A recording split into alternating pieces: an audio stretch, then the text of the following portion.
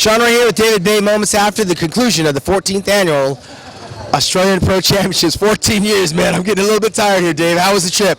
It wasn't too bad, man. You know, for a 16 or 18-hour flight, as long as it was actually pretty comfortable. I was able to sleep a handful of the time on the plane, and was lucky enough to have an aisle on one side, an empty seat on the next, and a whole bunch of free movies in front of me. So it was actually significantly better than I thought it was going to be. Let's get to the meat and potatoes, man. We have some champions behind us. We know we have Candice Keene comes on and wins again. It was only a week ago at the Arnold Classic that she won for the second time, and now she comes back here and does it again. Yeah, two-time Arnold Classic winner, two-time winner in Australia. She's definitely going to be a front runner at the Olympia. Not sure if we're going to see Erin Stern at the Olympia this year. She was off here this weekend, and you know, I would say Candice is going to be fighting for that top 3 spot again at the Olympia with Nicole Wilkins. And you know, if she continues to make improvements, maybe we could see her in that top spot. Well, it certainly looked like she slammed the door on the girls here today, and if she continues with that, it's going to be a nice 50th anniversary at the Joe Weider Mr. Olympia. But let's get to the men. I mean, what can we say about Shawn Roden? You know, he was just a little bit off at the Arnold, and that left the door open for Dennis Wolf. Not that, you know, it probably was Dennis's show to win, but Shawn brought it here this weekend. He came out, he was shredded, he was full. As good as he was at the Arnold, and as good as he always is, he was that much better tonight.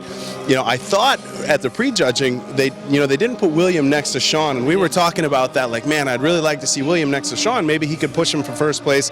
They brought him out tonight. They put Shawn next to William, and once they put those two next to each other, it became pretty clear that Shawn Roden was your winner, if not just on aesthetics, on conditioning and everything else. It shows you how important genetics are in bodybuilding. It can mean the difference in winning and losing, and I think the genetics of a Shawn Roden carried him on to victory, because William Bonac had all the attributes of a champion in terms of muscularity, hardness. He didn't have the posing and the presentation, which I think Shawn, it certainly favored him. Yeah, Shawn's one of the better posers in the IFBB, and William, for as long as he's been around, a little bit unpolished yet. I'm sure that's something that Neil Hill will work with him on as he continues to move forward, and I think everybody, you know, he was flying under the radar quite a bit. You know, I had mentioned earlier that some of the guys on MD were saying, watch out for William Bonac. I was kind of like, okay, sure, whatever, we'll see. But, you know, I think him having placed as high as he did tonight, he's going to make sure he needs to do whatever he needs to do to move up into those top spots, and I don't think he's that far away. Well, he's already mentioned he's going to go on to Brazil. Coming in third, Evan Senapani, who told me straight up he didn't have any leg injuries. We thought he had a leg injury going into the Columbus show, and in here,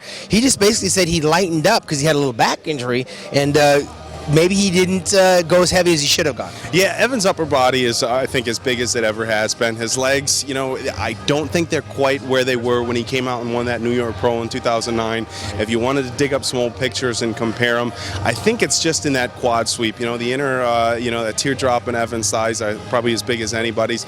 Missing a little bit of the sweep that he used to had. He's still placing pretty well, though. 4th at the Arnold, 3rd here tonight.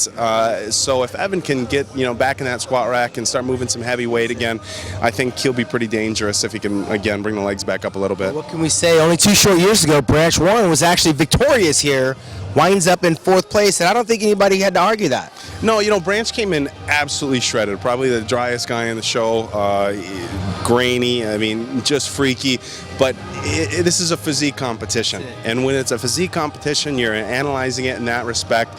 You know, he has battled some injuries, he doesn't have the prettiest physique, and you know, it's hard to look at William and Shawn especially and say that Branch deserves a place ahead of them.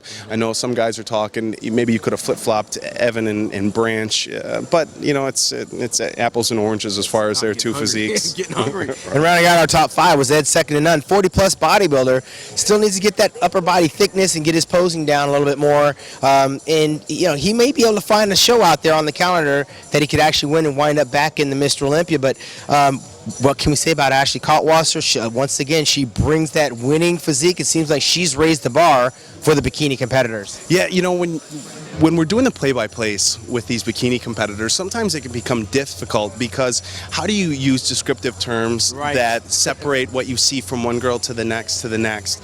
And Ashley, you know, it's tough to say it and not have it come across as inappropriate or anything like that. But when Ashley turns around from her back shots, her glutes and her hamstrings, the tie-in, I don't know if it's a tie-in or the way she's posing it or whatever, but as soon as Ashley turns around, she shuts the door on everybody, like you said. It's lights out. I think she's going to continue to win until somebody figures out how they're going to catch up to her. Well, speaking of lights out, that's it for us here. You see the empty auditorium where Tony Doherty once again brought a stellar show here to Melbourne. He's coming back next year with Arnold Schwarzenegger, Jim Lorimer, Bob Lorimer to put on the first ever Arnold Classic in Melbourne, Australia. So the Arnold is continuing to go global. We're going to go from here to where are we going? Where's the next competition on the scene? Is it going to be the Orlando show out there? I think it's the Europa show coming up in Orlando. The next competition, I believe, is April. I want to say April. It's April 12th because it's exactly 2 weeks before before my show, and right. which is on the same day as the Arnold Brazil. Europa in Orlando, and then we're going to go to the Arnold Brazil the last weekend of April. But we're still trying to figure out what time it is. But right now, we've got some champions to thank. We want to thank Shawn Roden, of course, and congratulations to Candice Keene as well as Ashley Kaltwasser. And we'll be back here 1 year from now for the first ever Arnold Classic Sports Festival in Australia. For Big David Baye, of course, Muscle Papa John, I'm Shawn Ray, MuscularDevelopment.com.